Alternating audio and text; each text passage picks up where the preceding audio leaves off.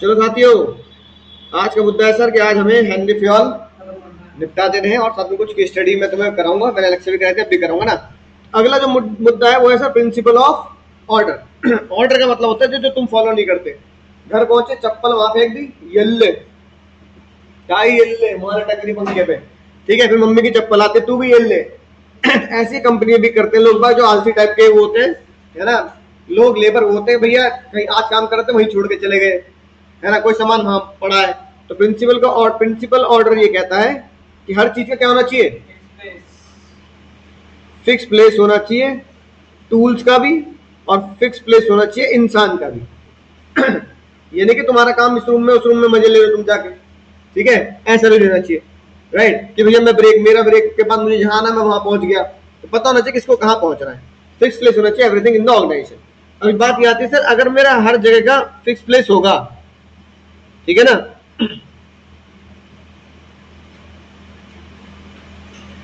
तो इससे क्या फायदे होंगे। अगर मैं फिक्स प्लेस करता हूं, टाइम वेस्ट नहीं होगा, चीजों को ढूंढने में टाइम वेस्ट नहीं होगा, और क्या फायदा होगा बोलो भाई। सिस्टमैटिक लिखते हैं ना साथ साथ, सिस्टमैटिक क्या रहेगी बाबू, सिस्टमैटिक वर्किंग होगी। क्या होगी, सिस्टमैटिक वर्किंग।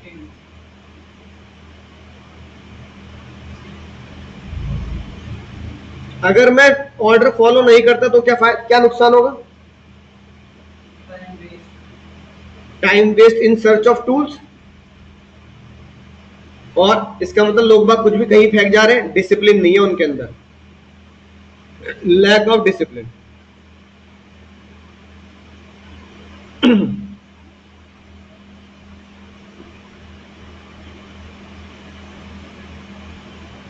ठीक है। अब देखो पिछली बार का बोर्ड के क्वेश्चन में क्या है, अजीब सा क्वेश्चन था, चौक इज फाउंड इन लाइब्रेरी।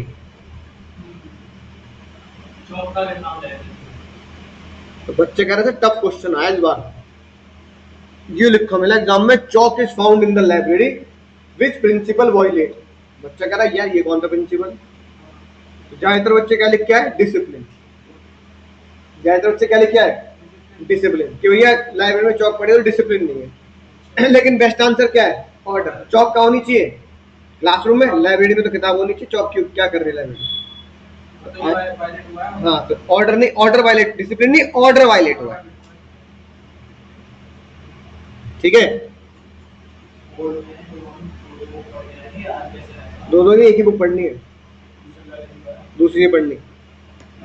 दूसरी कौन सी है, दो पार्ट है ना, ये एक ही में तो है सारे। अरे मतलब इतने सारे चैप्टर हैं, हाँ कैसे होगी, मतलब मुझे लगा कोई और हो, मैंने कोई नहीं पढ़नी, इसी में है सब कुछ, सब इसमें हो जाएगा, ठीक है। मेनली तो किसकी प्रैक्टिस करनी है, एनसीईआरटी के हेडिंग के साथ साथ केस स्टडी की प्रैक्टिस करनी है, सब केस स्टडी में हेडिंग रखी है सारी, है ना। एक्स्ट्रा क्वेश्चन का होगा, एक्स्ट्रा क्वेश्चन दे दूंगा। आज मैंने ग्रुप पे भेजी एमसीक्यू किताबें दो।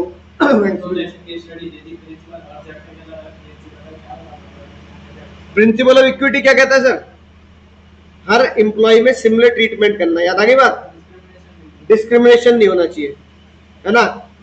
सबके साथ एक जैसा व्यवहार करना है, कलर डिस्क्रिमिनेशन नहीं होना चाहिए, ठीक है। रीजन डिस्क्रिमिनेशन नहीं होना चाहिए, रीजन मतलब मैं साउथ इंडिया का, तू नॉर्थ इंडिया का, ठीक है। कोई कंट्री डिस्क्रिप्शन नहीं होना चाहिए, तुम गरीब कंट्री, है ना, अमीर कंट्री, राइट। कोई मेल फीमेल का डिस्क्रिप्शन नहीं होना चाहिए कि भैया मेल मेल को फेवर कर रहा है, फीमेल को फेवर नहीं कर रहा, ठीक है, ये नहीं होना चाहिए। हेनरी फ्योल ने बोला भाई ये करना बहुत जरूरी, डिस्क्रिमिनेशन नहीं होना चाहिए,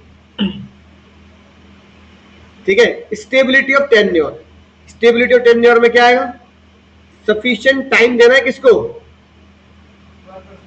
हाँ वर्कर्स को सफिशिएंट टाइम देना है, वर्कर को सफिशिएंट टाइम देना है, क्या करने के लिए सर,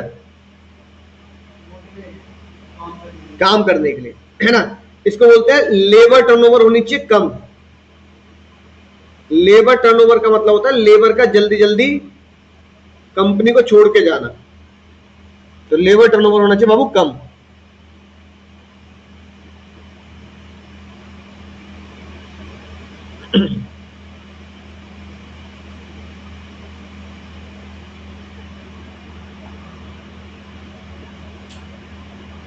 ठीक है, अगर ऐसा होगा तो क्या फायदा होगा? अगर लेबर को टाइम देंगे एडजस्ट होने का, टाइम टू एडजस्ट, तो देखो सबसे पहला फायदा क्या होगा?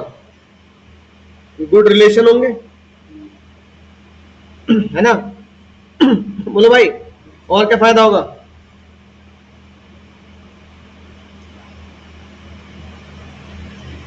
एम्प्लॉय टेंशन फ्री क्या सीखेगा? काम सीखेगा तो एफिशिएंसी बढ़ेगी। और अगर तुम किसी को टाइम देने का मौका नहीं देते, कहते निकल जाइए, कल से तुमने गलती करी, कल से मत आइयो, तो क्या होगा? रिलेशन बिगड़ेंगे, यार बेकार कंपनी है ना, तो गुड कंपनी गुडविल खराब होती है कि आप कंपनी कम, यानी कि आप लेबर को जल्दी जल्दी कंपनी छोड़ के भगा देते हो, गुडविल रिड्यूस होती है और लेबर की एफिशिएंसी भी और इफेक्टिवनेस भी गिरती है, वो डर से काम करता है। फियर इन वर्कर्स, कि हमें नौकरी से निकाल दे। फिर आता है प्रिंसिपल ऑफ इनिशिएटिव। पिक्चर देखी तुमने, गब्बर इज बैक। हाँ, तो गब्बर इज बैक में वो यही बेचारा कहता रहता है, ये साधु, सर मैंने गब्बर को ढूंढ लिया था, सर मैंने गब्बर को ढूंढ लिया। क्या कोई इसकी सुनता है? सब क्या कहते हैं? तू चाय ला, समोसे ला, लाल वाली चटनी, लाल वाली चटनी याद लाइयो, है कि नहीं बात? लेकिन फिर इसकी एक बंदा सुन लेता है बस, है ना, वो जो सीबीआई का ऑफिसर आता है वो सुन लेता है कि भाई तूने तो केस सॉल्व कर रखा है भाई, है कि नहीं बात? तो गब्बर इस बैक में जो बाकी लोग उसको परेशान करते, कहते हैं तू छुट्टी नहीं मिलेगी, तुझे चाय समोसे ज्यादा लेके आया कर, चटनी ज्यादा लेके आया कर। इसका मतलब क्या है? इसका मतलब क्या बाबू? कि हम एम्प्लॉय को क्या कर रहे हैं? हल्के में ले रहे, हम एम्प्लॉय को मोटिवेट करें। क्या करें? एम्प्लॉय को मोटिवेट, यानी एम्प्लॉय से बोले क्या दे हमें, वो अपने खुद के प्लान बना के दे, है ना, अपने सजेशंस हमें दे, ठीक है, और क्या दे? अपनी एडवाइस दे, ठीक है। एम्प्लॉय को इन्वॉल्व करो डिसीजन मेकिंग में। ये सब है प्रिंसिपल ऑफ इनिशिएटिव। सामने वाले की सुनना, सामने वाले के, है ना, इनवॉइस को सुनना और लोगों की परेशानी और लोगों की सलाह को लिसन प्रॉपरली, टाइमली सुनते रहना, यानी कि suggestions and plans of employ should be welcome. अगर मैं गब्बर के दिए हुए प्लान और गब्बर के दिए हुए सजेशन को टाइमली सुनता रहता, तो बताओ एम्प्लॉय के सुनने से कंपनी को क्या फायदा होता है? एम्प्लॉय मोटिवेट होता है कि भाई मेरी बात सुनी जाती है, मैं और नए नए आइडिया लेके आऊंगा, और कंपनी की गुडविल भी बढ़ती है और रिलेशन भी अच्छे होते हैं, कंपनी और मैनेजमेंट के रिलेशन अच्छे होते हैं भाई, है ना, एम्प्लॉय को सुना जा रहा है। अगर मैं कह रहा चल चल अपनी अपनी दिमाग मत लगा, हम अपना काम खुद कर लेंगे, एम्प्लॉय क्या करेगा? डिससेटिस्फाई हो जाएगा, क्या भाई सुनते ही नहीं है, तो है ना। और इसकी वजह से एम्प्लॉय छोड़ के भी जाएंगे, एम्प्लॉय टर्नओवर भी बढ़ेगा कि यार बेकार कंपनी, आपने अपनी चलाते, हमारी तो सुनती नहीं है, ठीक है। और फिर आता आखिरी हमारा esprit de corps. Esprit de corps का सबसे बढ़िया चीट कोड है, आई की जगह वी। आई की जगह क्या लगाओ? वी। Unity is strength. तो जो मैंने चीट कोड कहा था लिखने के लिए, अगर यूनिटी इज स्ट्रेंथ, तो मैनेजमेंट क्या करे? मैनेजमेंट शुड डेवलप, लिखो साथ साथ किताब में लिख लो, ये तो किताब में जगह है ना, sense of belonging,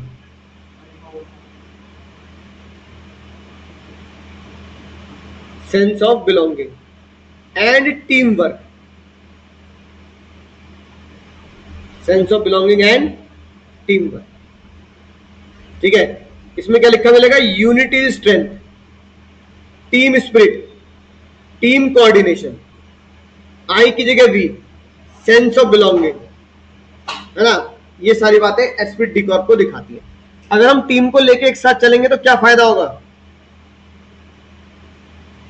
organisational goal achieve हो जाएंगे, दूसरा कोऑर्डिनेशन। कोऑर्डिनेशन बढ़िया होगा और ट्रस्ट भी बनेगा कि सब मिलके काम कर रहे हैं ना, तो ट्रस्ट बनेगा एक दूसरे को, है ना। और अगर हम कहें कि भैया कोई टीम में काम नहीं करना, अपना अपना काम खुद बोलो, कंपनी गोल ही अचीव नहीं होंगे कि कोई टीम में धोखाधड़ी कर रहे हैं ना सब, तो काम ही अचीव नहीं होगा, है ना। और एम्प्लॉय मे नॉट कोऑर्डिनेट, या एम्प्लॉय एक दूसरे की हेल्प नहीं करेंगे।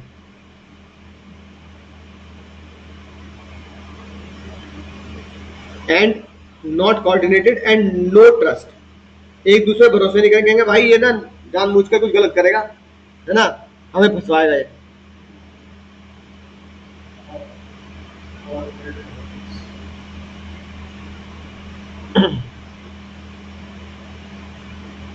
ठीक है भाई, समझ की बात। अब इसका चीट कोड वैसे तो है ना, चीट कोड इसका तो मैं बता देता हूँ, लेकिन मुझे पता है बच्चे ऐसे याद कर लेते हैं, पूरा पूरा आता नहीं। हेनरी फ्योल का जो बच्चा था ना, वो हेनरी फ्योल से बोला, पापा आपकी कंपनी है और आपकी कंपनी में ही लोग आपके कमरे में बिना पूछे घुस जाते हैं। डैड यू आर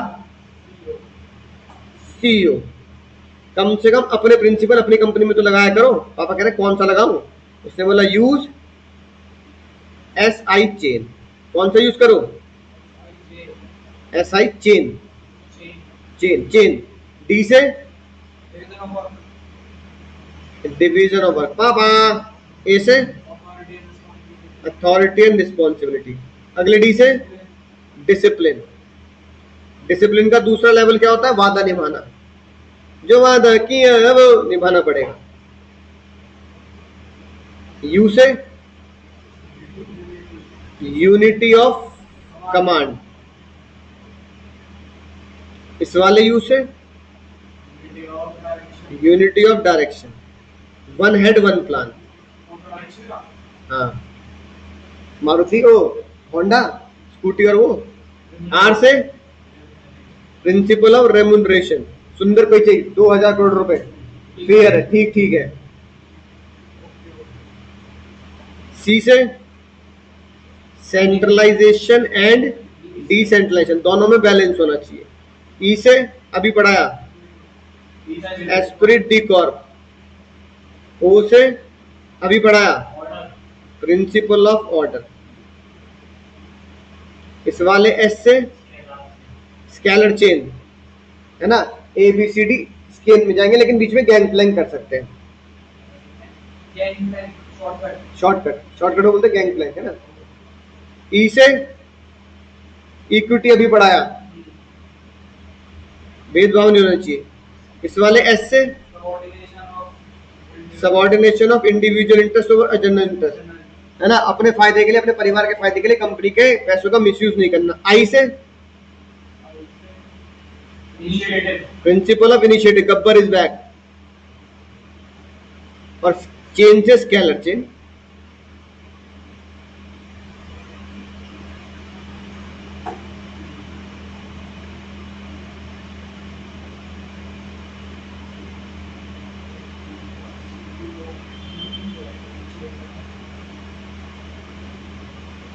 तो छूट तो नहीं है।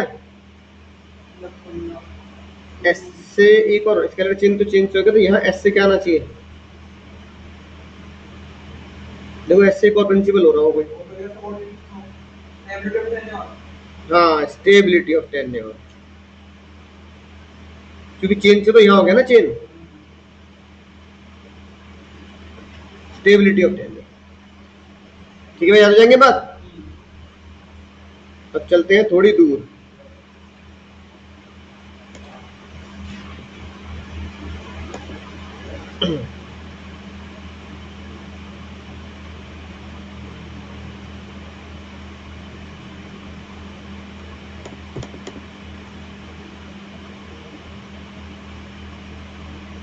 क्वेश्चन नंबर 10 पे आते हैं, सबसे इंपॉर्टेंट क्वेश्चन 10।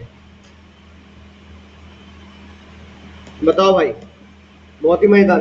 स्क्रीन पे देखेंगे सभी बालक, क्योंकि इससे तुम्हें बहुत सारी तुम्हारी खोपड़ी इससे ही चालू हो जाएगी।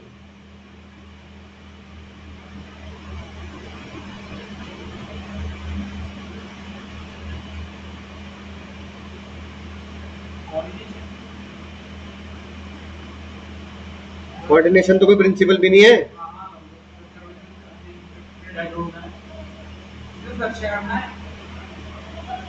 प्रिंसिपल ढूंढने बहुत सारे एंड फ्यूल के।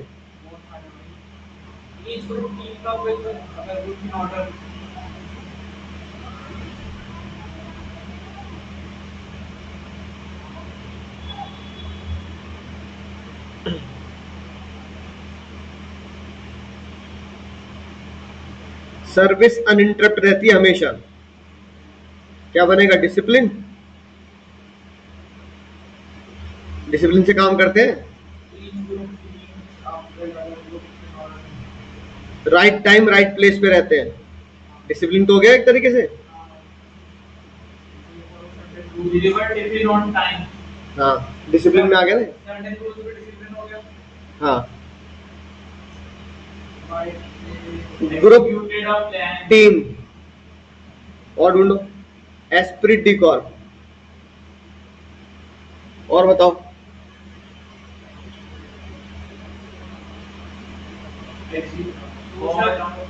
एग्जीक्यूटेड अ प्लान, उसमें आ जाएगा आपका unity of direction.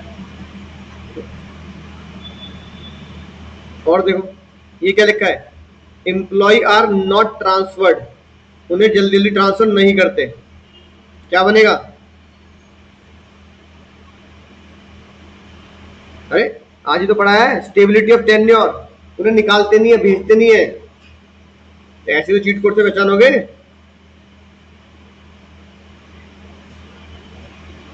Cheat code की कॉपी सामने खोल लिया करो, फिर कम से कम रिवीजन से आता होगा। और ढूंढो।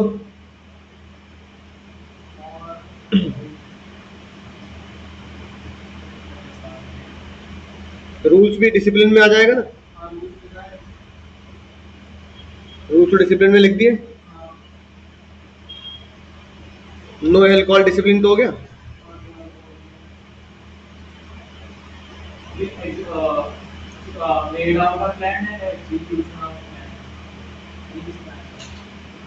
अरे यार अभी पढ़ाया देखो तुम। ये निकम्मे बालक हो, नहीं पहचानने में भी। ये क्या है बाबू? सजेशन। फिर हाँ, फिर principal of initiative. Gabbar is back. है कि नहीं? इतने सारे मिलेंगे तो लाइन कोड में इतने सारे मिलेंगे, बढ़िया बढ़िया, है ना। यही आंसर में लिखा है। देखो स्टेबिलिटी ऑफ पर्सन ढूंढ लिया हमने। इससे एम्प्लॉय टर्नओवर मिनिमाइज रहता है। हाँ, इसके अलावा डिसिप्लिन भी ढूंढा था हमने। अरे एक्सप्लेन भी तो करने लिखा है।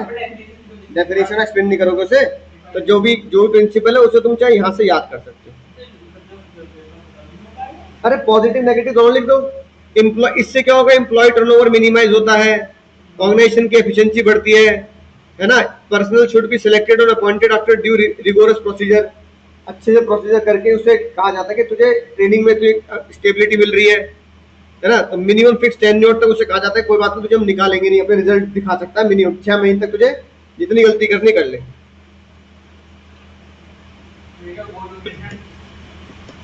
ये सारे हमने ढूंढ लिए थे। वैल्यू से क्वेश्चन अब नहीं आएंगे। इसमें बताना फीचर नहीं, बस प्रिंसिपल बता दो। एक प्रिंसिपल पूछ रहा है बस।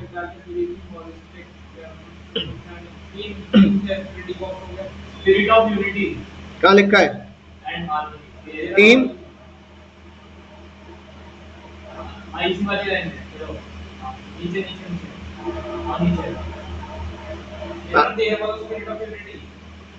हाँ, क्या बनेगा? Esprit D Corp. Esprit D Corp आसान था ये भी। फीचर अभी हम पढ़ेंगे जब पहचान लेंगे ना। 12 बहुत ही मजेदार।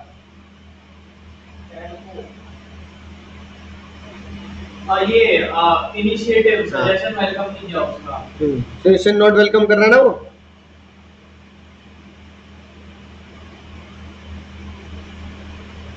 उसमें प्लान होना है कॉस्ट कम करने के लिए। उसका टू रहने दे, हम अपने आप कर लेंगे। तो कौन सा प्रिंसिपल वायलेट हो रहा है? Principle of initiative violated, principle of initiative violated, यहीं से याद कर लेना। Taking the step with the self motivation, worker should be encourage to develop the own plan, carry out the own plan and give suggestion to the company. Carry out the own plan, ये भी cheat code बनता है, carry out the own plan.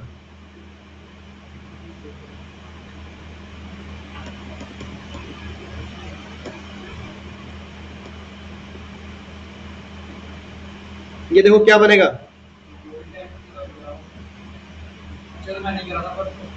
हाँ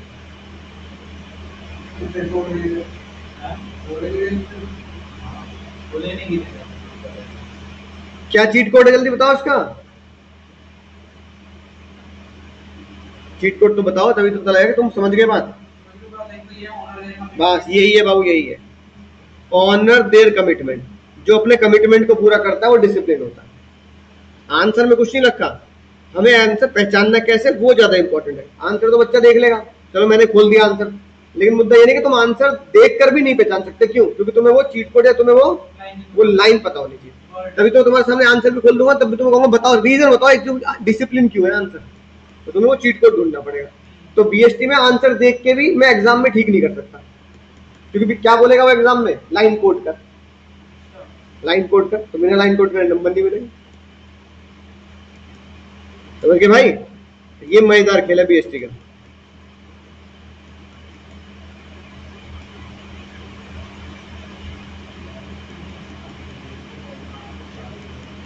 बताओ 18,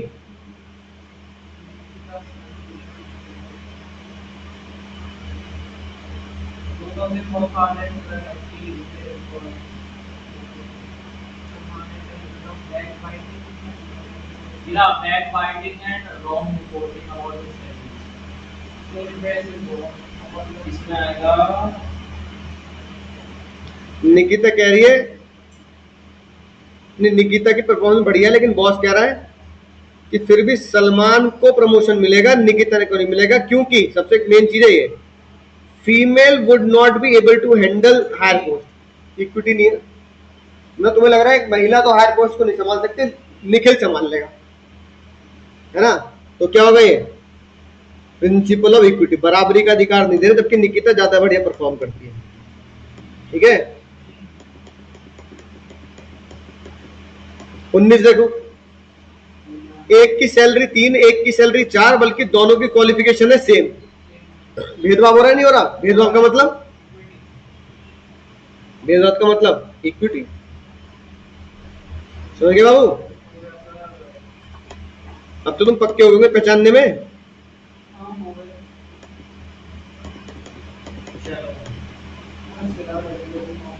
ये बताओ 20,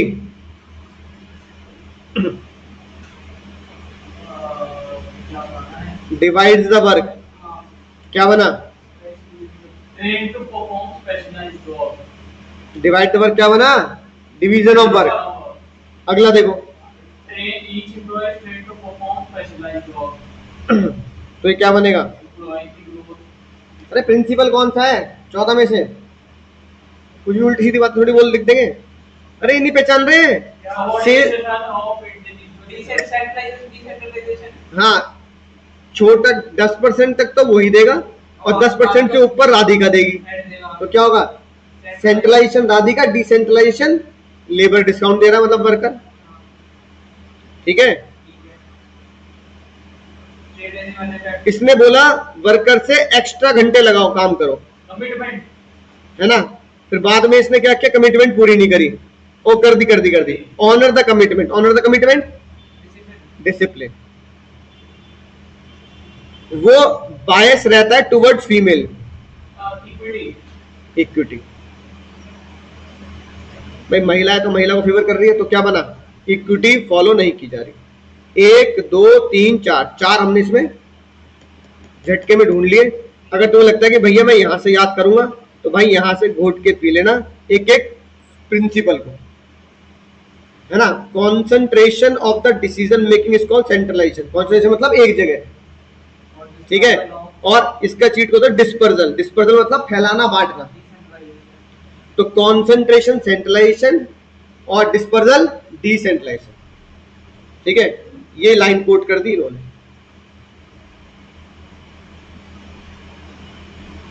discipline को यहां से याद करना है, यहां से याद कर लेंगे।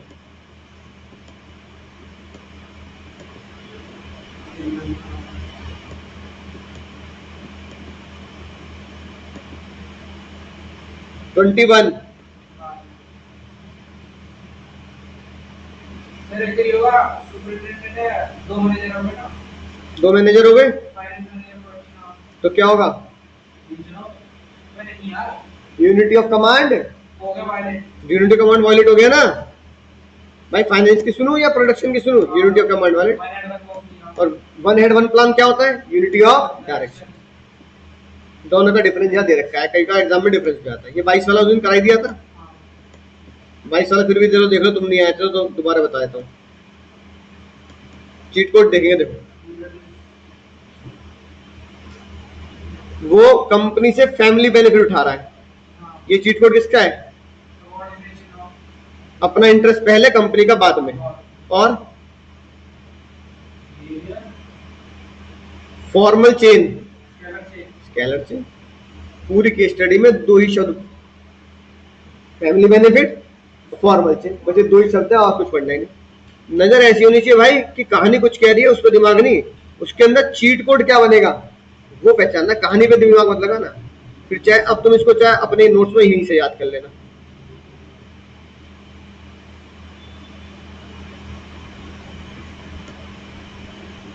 स्केलर चेन बना देंगे ऐसे, और नीचे क्या लिख देंगे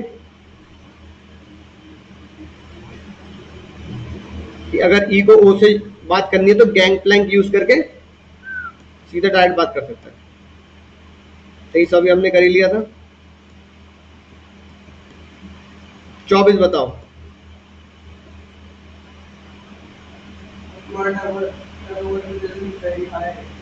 एम्प्लॉय टर्नओवर बहुत ज्यादा हो रहा है, तो इसका मतलब कौन सा है? अरे एम्प्लॉय, हाँ, स्टेबिलिटी ऑफ टेन्योर क्या हो रहा है? देखो हाँ, और लेटिंग देम सेटल डाउन, उन्हें सेटल करने का मौका भी दे रहे हैं, और एम्प्लॉय टर्नओवर भी धीरे धीरे बढ़ रहा है। तो एक ये वाला चीट कोड और एक ये वाला चीट कोड एक ही बात को दिखाता है, क्या? सेटल होने का मौका दे रहे हो ना, चल हो जा, आराम सेटल हो जा, फिर काम कर लियो। तो इसका मतलब क्या है? स्टेबिलिटी ऑफ टेन्योर फॉलो कर रहे हैं, क्योंकि उसको सेटल होने का मौका दे रहे हैं हम।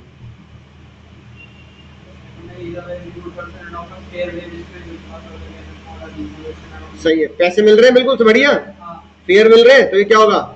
Fair remuneration. सुंदर पेचे।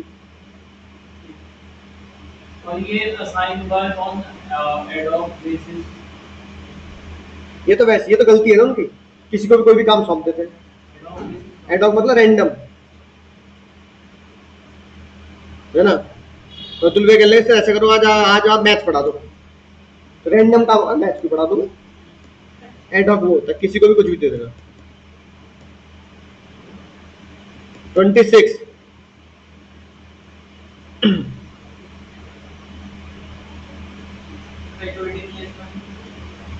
कैसे पता लगा? वही ना, फिक्स प्लेस नहीं है, अरे everyone is equal in size नहीं, वो कह रही है हर चीज का फिक्स प्लेस है। ऑर्डर, फिक्स प्लेस मतलब प्रिंसिपल ऑफ ऑर्डर। और ढूंढो, सही बात। टी नहीं, आई, आई आएगा, गलती से टी आ गया। टी विद वी, आई लग कर देंगे, क्या हो गए? और ढूंढो, एवरीवन इज इक्वल, क्या हो गया? और कोई मिल जाएगा? ये इतना ही है बस, है ना? ठीक है, 1 2 3 इस तरीके से पूरी केस स्टडी पढ़ो तो पूरे पूरे पेज में आ रही है, लेकिन हमारे भाई किसी काम की नहीं है वो। हमें तो क्या करना है? हमें तो चीट कोड से मसला सॉल्व कर देना है। ठीक है, तो ये समझ लो प्रिंसिपल के मैंने लगभग तुम्हें सारे क्वेश्चन क्लास में करा दिए। ऑर्डर, एसपीटी का और इक्विटी हो गया। ये तो टेलर के प्रिंसिपल आ गए, ये टेलर के प्रिंसिपल आ गए, यानी अगली क्लास 6 शुरू होंगे वो। हाँ, ठीक है दोस्त, राइट। तो एक्स्ट्रा क्वेश्चन मैं ग्रुप पे भेज दूंगा, तुम्हें प्रिंट आउट निकाल लेना, पीडीएफ फॉर्म में रखना तो पीडीएफ फॉर्म में रखना। एक्स्ट्रा केस स्टडी और चाहिए केस स्टडी बताओ, ये आप ठीक है ग्रुप पे मैंने भेजी है आज, दो किताबें भेजी, चेक करो। Bye bye.